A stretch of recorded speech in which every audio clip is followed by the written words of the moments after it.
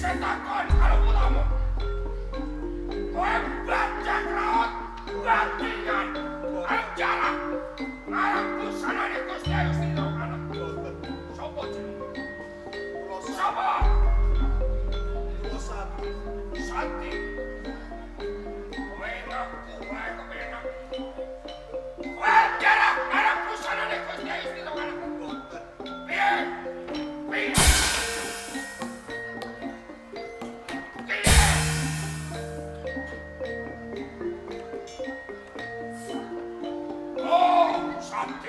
Santi. Yen ora klero. Kek mengko uga kowe kena cilakane Gusti Sindokana. Aku gak diparingi. Aku nului. Nului.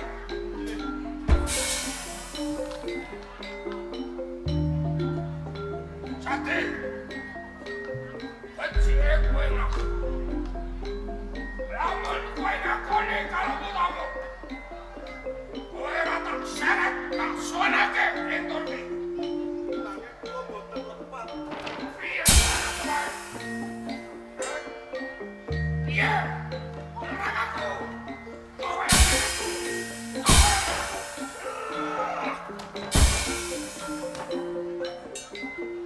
Sing ngakoni karo putamu.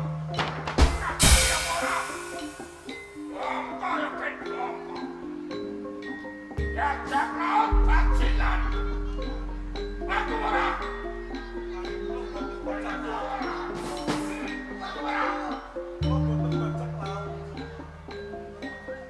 Isih tetep wong aku. Kowe isih uga ora gelem ngakoni nek kowe bajak laut. Nek kowe bajingan.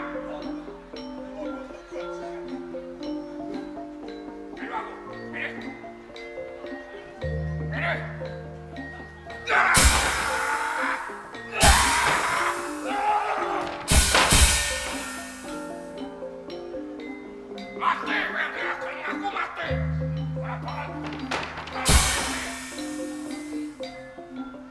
Aku berah. Kowe aku berah. Boten bajak laut. Orang aku. Yen orang aku ayo. Ayo tuntun kowe wedhus jambak. Tak suwanake untuk istana.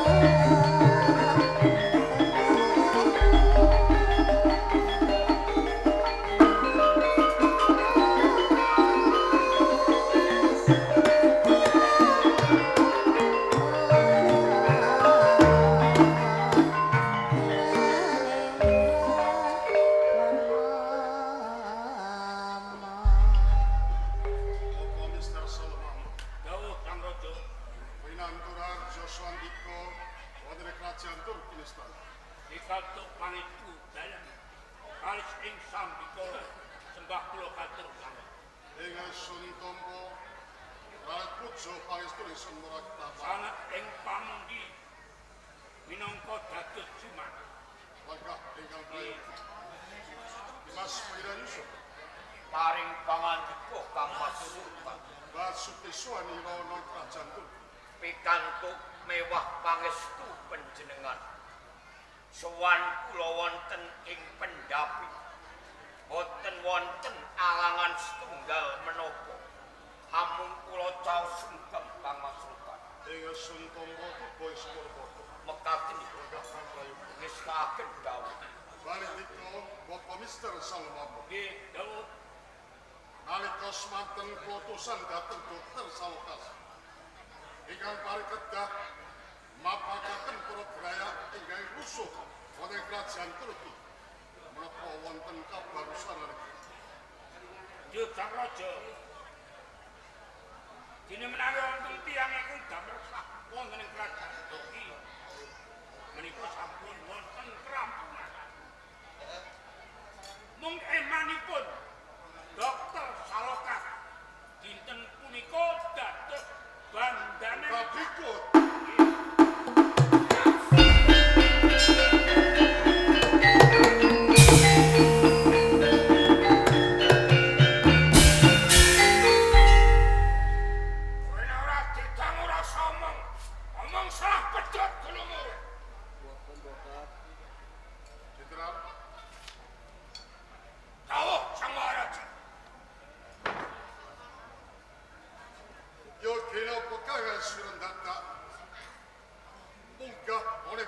Ageng ing Kerajaan Turki. Nggih. Kang moko nalika suwun. Sira ndados benderake kadang Gusti Rokana. Kang supaya lelomban ana sajroning taman lautan hitam. Tenang gelah. Jadi kau itu cuma dipuningin gatang Gusti Ayu Siti Rokana. Dereng kemauan wonten kerampungan. Wonten satu kali nem-neman bajak laut. Ingkang sumetyo batin jarak dalam busananipun Gusti Ayu Siti Rokana.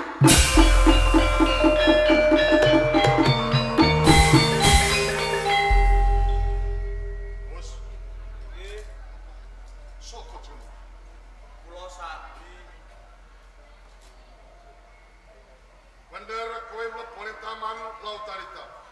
Menika leres. Apa sira ora ngerteni?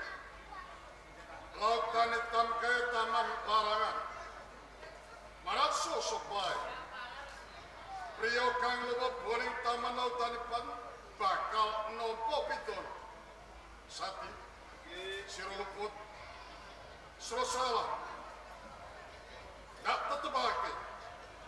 Sati sempitono selawe tahun lawase.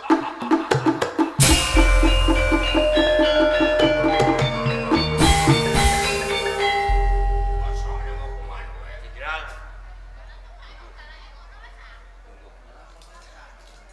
Kang Mas. Kebareng ingkang kadang nyelatur saantawis. Boten ateges kula nyahak pangaos dalem menika boten. Nanging Kang Mas Sultan pidana ingkang tumapak dhateng Sadi sepisan boten pas. Dungkap kaping angka kalih boten adil Kang Mas Sultan. Dimas Pangeran Yusuf. Kang Mas Sultan Sira ngandhake kuring sun paring pidana marang Sati ora pas lan kula ati. Menyanti kurang pas lan ati. nggih. Boten pasipun Kang Mas Sultan. Pandhawa saged nampa pidana niki yen sampun gelem ngaku. Sadi pedereng panjenengan dangu ingkang sak mestinipun. Uga Sadi dereng aku nanging kenging menapa Kang Mas Sultan sampun paring pidana. Boten adilipun pranatan ingkang sampun lumampah wonten ing kerajaan Turki. Nuwun sewu. Ingkang wenang paring pidana boten Kang Mas Sultan. Merga napa? Lumampahipun pranatan wonten ing kerajaan Turki kedah mawi Jeksa Agung utawi Adiaksa. Mongko sing menang paring pidana menika Jeksa Agung utawi Adiaksa. Mila Kang Mas, kula wastani nek panjenengan paring pidana dhateng Sadi menika boten adil merga wonten jeksanipun. Mula kula nyuwun pidana ingkang tumapak dhateng Sadi kedah dipun jabel.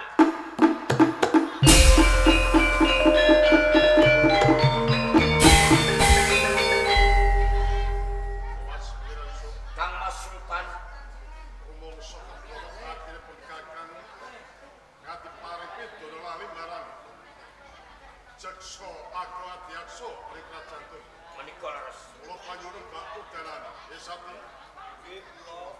Pidanamu selawe taun. Engkal gaita jabel.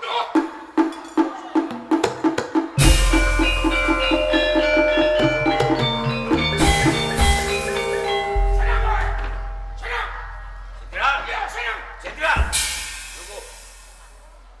Lungguh! Sadi mundur. Kang Mas Sultan Mas, minangka kula Adiaksa utawi Jeksa Agung wonten ing kerajaan Turki. Kula nyuwun wedal saantawis kula ngampil pangwaos panjenengan minangka kagem ngrampungi perkawisipun Sadi dipun dakwa dados bajak laut wonten ing Lautan Hitam Wajibanmu ndak perlu ake barakang sira. Bapak Minimester lan kowe Jenderal Muhammad. Ya, Sob. Sing jumeneng ora Pangeran Yusuf nanging Jeksa Agung ing Kerajaan Turki.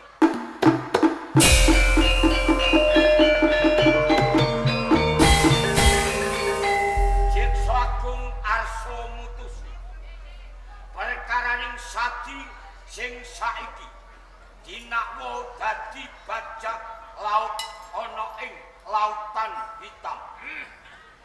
Jeksa paring dawuh sapa wae ora kena ngomong nak ora didangu karo Jeksa Agung. Nanging iki lho menang. Lungguh.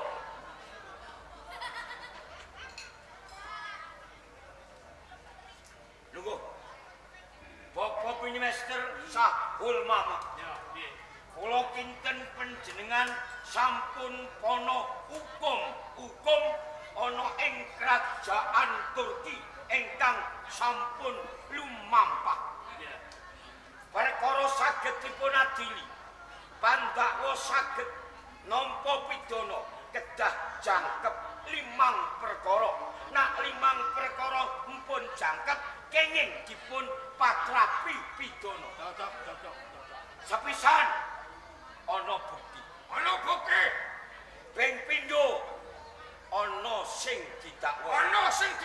Ping telu ana sing dakwa. Papat ana seksi. Jangkepe 5 kudu ana pambela. Jenderal, aku takon. Apa buktine nak kowe ndakwa Sadi dadi bajak laut? Korbane sing Gusti Ayu sing ana sing mok dakwa. Sadi sing dakwa Jenderal Muhammad. Seksine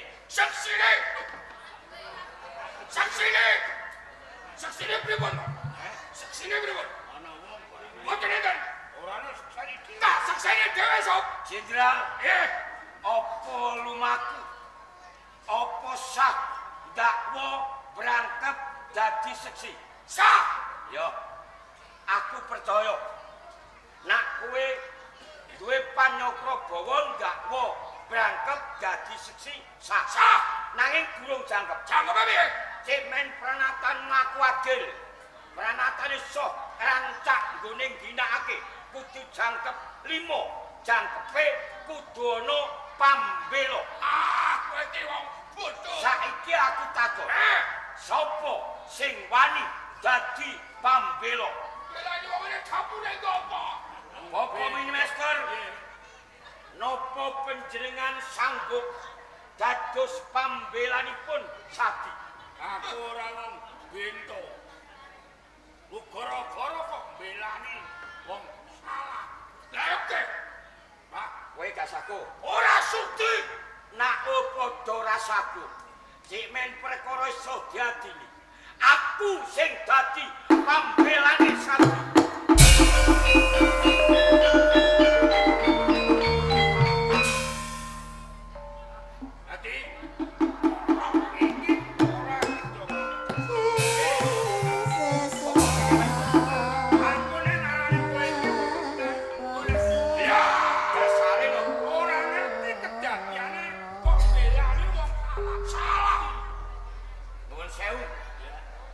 Ing ngarep kula sampun matur.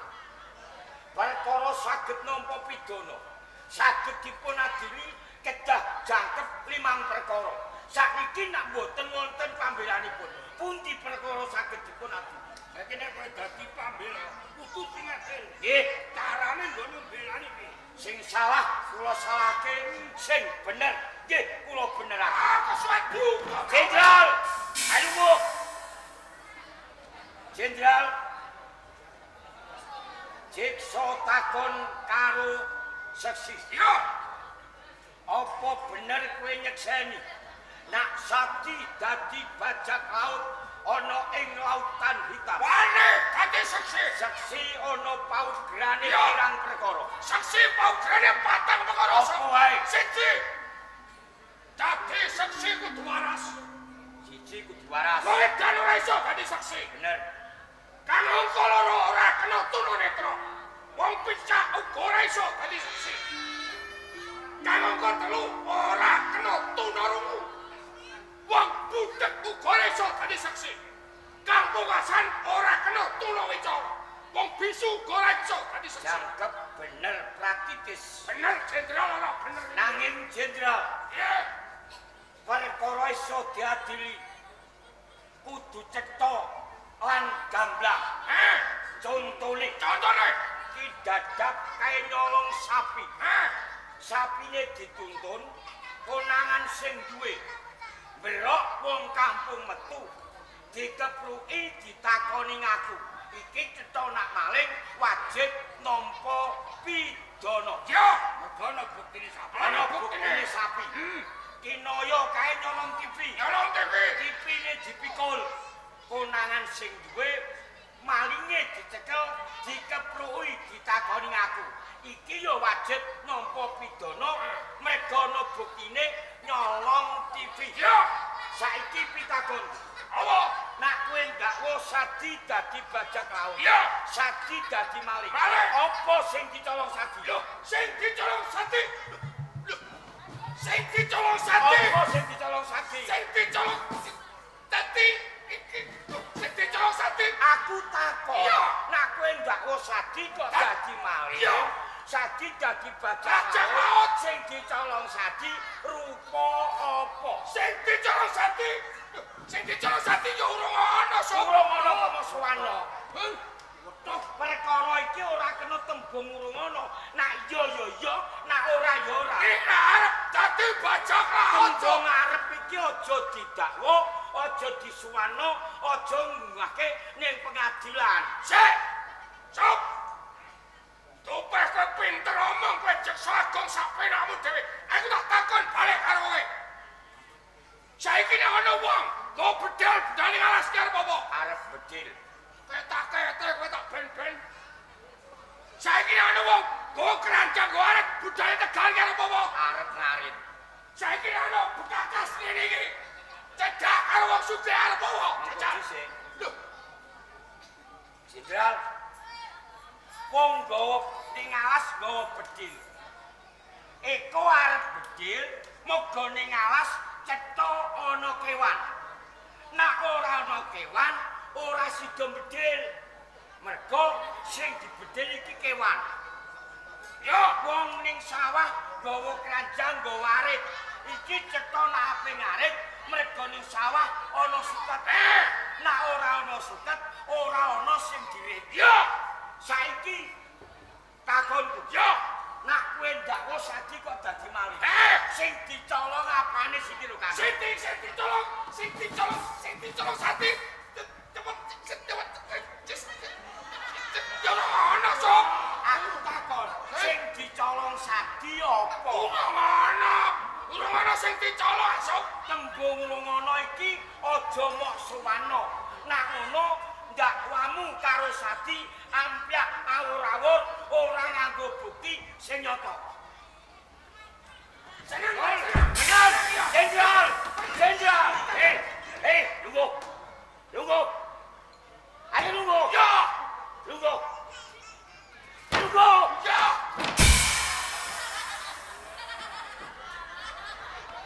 Interupsi. Nggih. Sadi ora sida dipidana. Dasare ora ana buktine. Nggih, boten wonten bukti sing dicolong. Nanging usulku iso sanadyan ing arep mau ora kakon. Nah iki mergo sing mutusi perkara jeksa agung, jeksa negara. Itu kakon. Dasare Saiki tak takon. Taman Lautan Hitam iki taman apa? taman larangan. Mongko tatanan lumaku. Sapa mlebu taman larangan? Iki lanang entuk pidana. Pancen sampun gumathok. Lautan Hitam wong lanang iku wajib nampa pidana. Cocok sarene Sadi iki bocah lanang mlebu ing taman lautan hitam. Taman larangan. Kudu dipidana. Mojar modal. Kula ajeni. Kula regani atur panjenengan Bapak Minimaster. Sadi luput. Mergi mlebu ning lautan hitam. Cocok. Sapa mlebu lautan hitam lanang nampa pidana. Nggih, Sadi badhe kula patrapi pidana hukuman 20 taun. Mati. Nanging Jenderal, Nggih. sing nampa pidana ora mung cukup Sadi ana bature kudu nampa pidana. Sapa? Bature sapa? Nak Sadi tak hukum Jenderal Muhammad yo tak hukum. Sok. Kowe iki jaksa agung ngawur. Salahku apa aku Tak takoni. Ya. Sakjroning kowe nyekel Sadi mok dawa mlebu ning lautan hitam. Iki ning sakjerone apa ning sakjabane? Sakjerone. Lah, nak sakjerone nak ono sing mlebu ra Sadi dhewe, kowe ya mlebu. Sapa mlebu lautan hitam?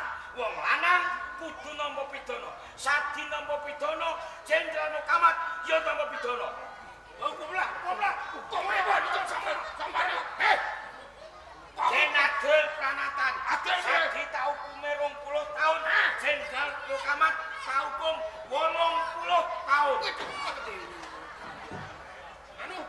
Anu. Kok biar mawon. Boten sedo mawon. Boten sedo, Pak. Nggih, Pak. Batal. Sok wis ora lah. Kaki ra pidana lah. 80 tahun. Kamas Sultan kagem rampungi perkawis menika. Kula nyuwun suwanipun Bibi Siti Rohana. Ya Ceng Sidrokana. Jenderal,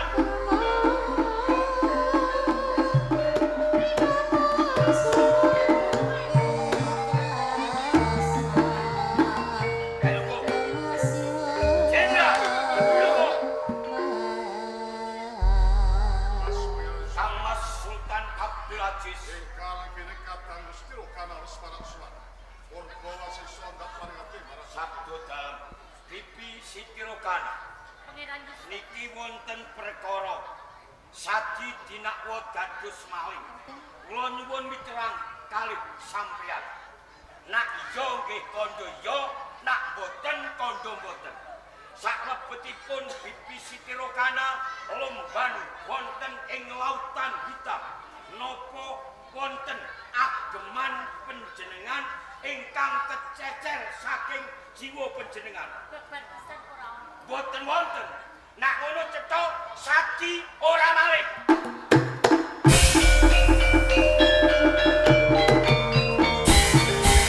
Jenderal, lungguh. Kaya. Bibi Siti Rohana menika noneneman didakwa dados bajak laut. Monggo napa kemutan kalih nim-niman menika? Cepet-cepet aku kelingan. Sadi kamene pitulungan aku nalika ana ing lautan hitam. Ketulung, Yo, boten dados maling. bebar pisan ora. Menawi wonten tiyang ketulung lajeng kersanipun badhe menapa? Bakal entuk ganjaran. Kedahipun nggih nampi ganjaran. Ngono. Nggih, boten napa-napa. Menawi Sadi dipun ganjar, monggo ning ampun ngantos dipun ganjar derajat lan pangkat. Jarang Sadi niku tiyang bodho. Nggih, bodho. Sekolah. Goblok. Wilanipun mundhak mengko melencengke raja ing kerajaan. Nggih. Langkung prayogi dipun paringi sandangan, dipun paringi dhuwit, dipun paringi beras, kersane nggih urip wong. Ajenge salen iki suwe kabeh salen. Sandangane. Nuwun sewu Bapak Minimaster. Nggih. Menawi to Sadi menika kula panidan dan awujud bondo lan donya. Menika mboten jumbo kalian pun sedaya labuh-labetipun anggenipun paring pitulungan dhateng kula. Lha nipun. Jalaran menapa? Anggenipun paring pitulungan dhateng kula totohanipun nyawa. Pramila Bapak Minimaster. Nggih.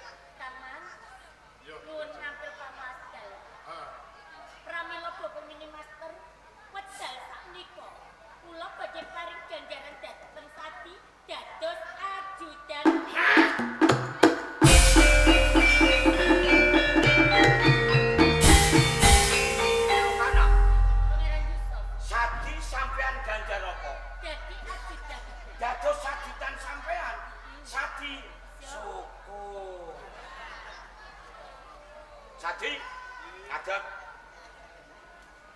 Jenderal, lungguh. Sak jagat iki ora ana sing bejo nak ra kowe. Kowe wong mlarat, kowe kere nanging diangkat dadi ajutane Bibi Siti Rokana. Wong sing pangkate nyundul langit, brengose sak kepel, janggute sak rangkulan. Iki kepengin dadi ajutane Bibi Siti Rokana nganti modar ora bakal kelakon. Menyek aku sapa? Menyek aku wae. Gini, Wong menyek wong. angenyek gini. Yo menyek lah.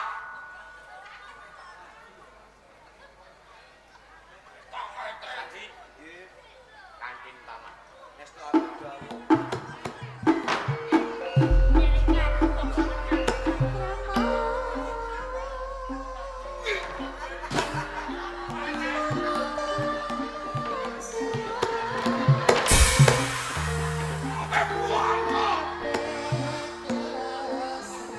Matane ora delok.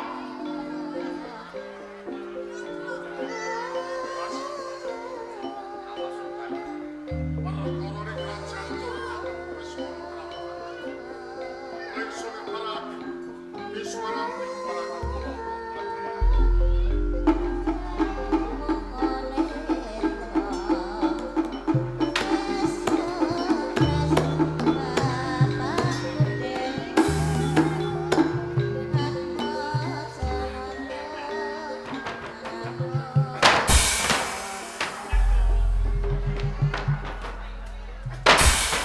Rusak ben gawe nek.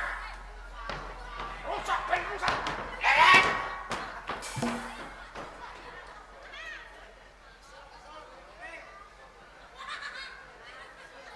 Ojo ketak-ketik. Budi ngarung. Watoni sehono Pangeran Yusuf nganti modar ora kelakon. Yo sakarepem karek kowe. Apa ketak-ketik siapa kok karek kowe? Yo.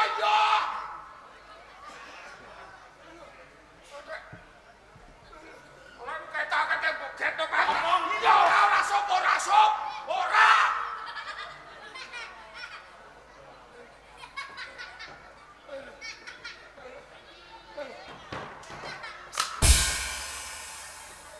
Sampai pripun? Wong tuas. Beras, tangan buatkan beras. Sampai nanti janji kaya kula napa? Jaupaken kula karo Siti Rokana. Nanti kapan? Sampai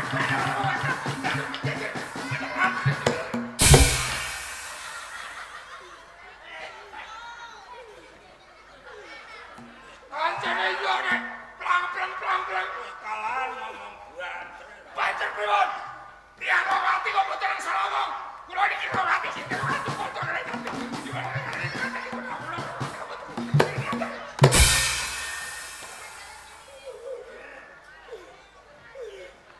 Lho kok iki duwe kuping ora?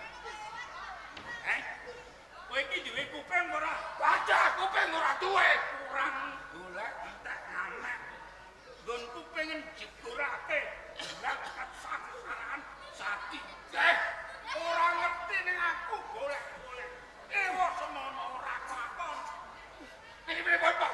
Pripun? Lah ngene. Perkara sadi gampang. Gampang pripun? Golek dalan ditelorotke bisane sati mati nih. Pon kula pasrah. Kados pundi carane pun mandhelek.